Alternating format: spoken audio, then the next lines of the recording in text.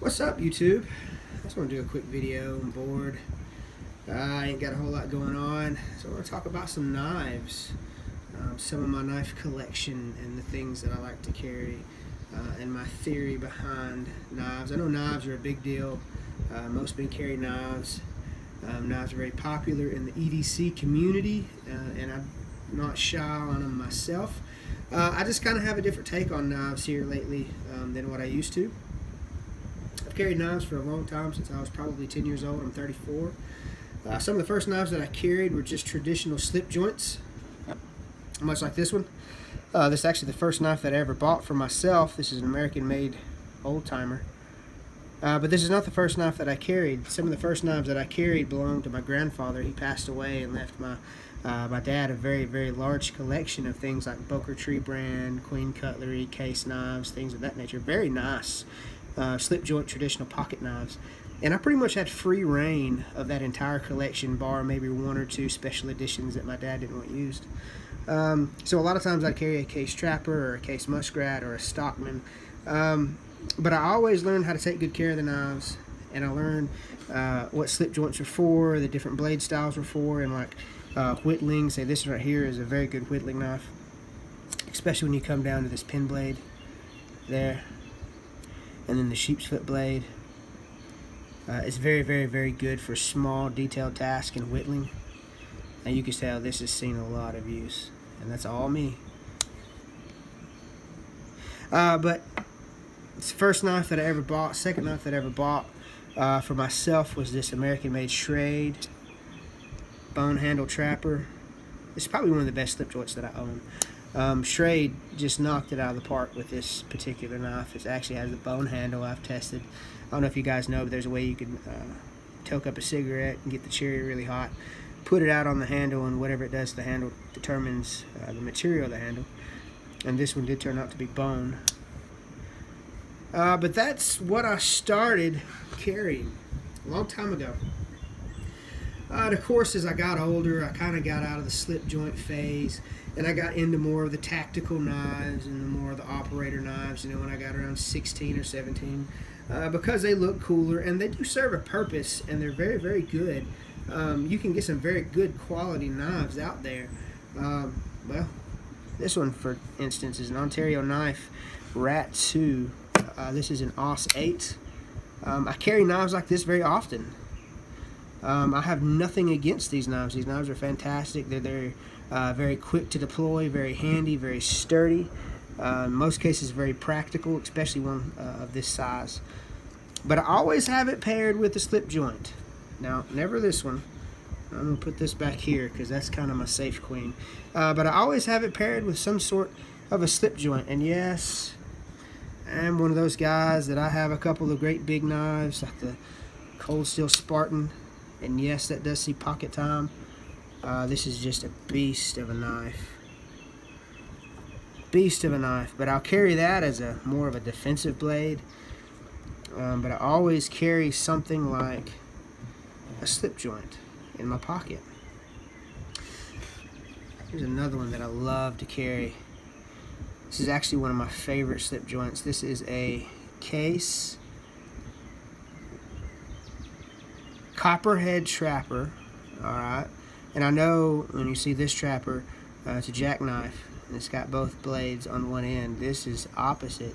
This has got two blades, which is a clip point and a pin blade on opposite ends. Of course, you've got that beautiful stag handle, the chrome vanadium steel. This is a fantastic knife. I paid upwards to $90 for this knife. It's now discontinued, this specific model. But this thing sees so much pocket time, it's ridiculous. And this is a great whittler too. It's very small and very easy to control. Even with a larger blade, it's really good to whittle with. So you'll find a knife like this in my pocket usually more often than a knife like this. Many times I don't even carry a pocket clip knife. I just carry a slip joint down in my pocket with my wallet. So the combination that you'll usually see me carry, I don't carry this one very often. I don't carry this one very often. These are just kind of examples. I have, there's no telling how many knives like that I have. But the biggest, the majority of the time, you're going to find me with this clipped to my pocket. By the way, if you're wondering, this is a fantastic setup for just a minimalist multi-tool. This thing has got me out of more pinches than anything I've carried, and I've got probably a half a dozen multi-tools lying around. But the size of this, and the pocket clip, and the blade steel, and the blade, and just the tools that this thing has, for me, is perfect. I mean, you've got your pliers, very, very capable pliers. You got your bit kit here. I've got the flathead in the handle, and I've got the Phillips head there. You got a bottle opener, a carabiner, and a pocket knife. I mean, you really can't go wrong with that. But 9 times out of 10, I'm going to have this clipped to my pocket, and I'm going to be carrying something like my case or my Schrade. But a lot of times, I'm going to be carrying this little guy. I made this slip case for it just for looks. I modified the knife a little bit after I got it. This is an Opie nail, number 6. I sanded down the handle a little bit and kind of smoothed the edges.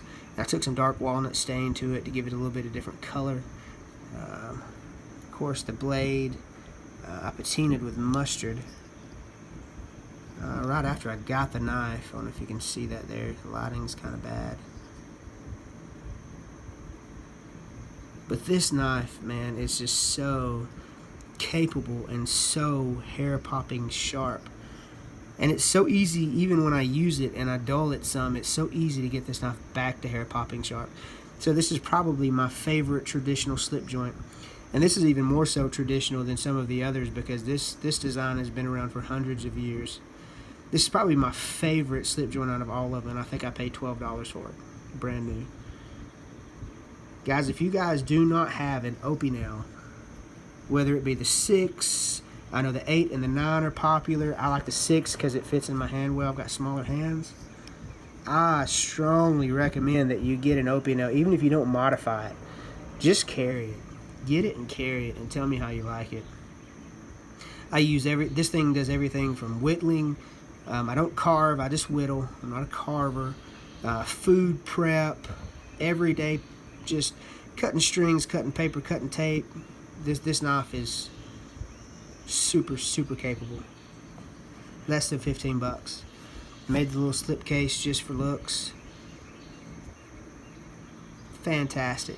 A lot of times if I carry a belt knife, I have a Gerber strong arm that is more of a heavy duty knife. I carry it often, but more often than not, if I'm just kind of doing some stuff around the house or camping, I carry this Mora Companion. And it kind of falls along the line of the Opie nail. This is a Swiss made. This is made in Sweden. It's a high carbon steel blade. Scandi grind. This thing is just like the Opie nail. It is crazy, crazy sharp.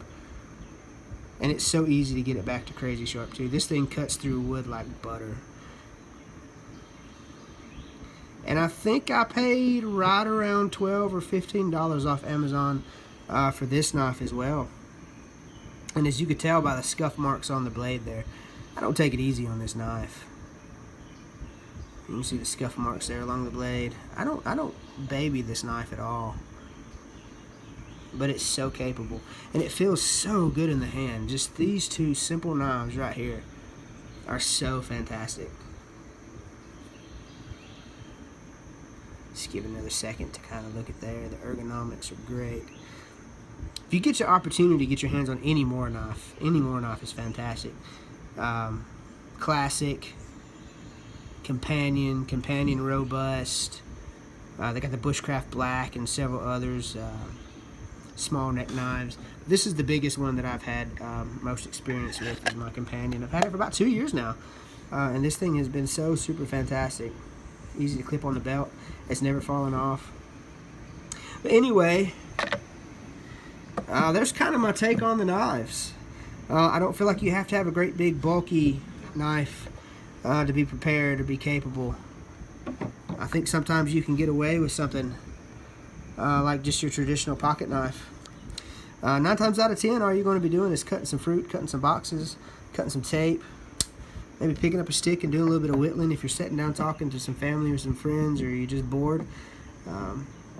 So don't be scared to get out there and try some new stuff, guys. Try some new gear.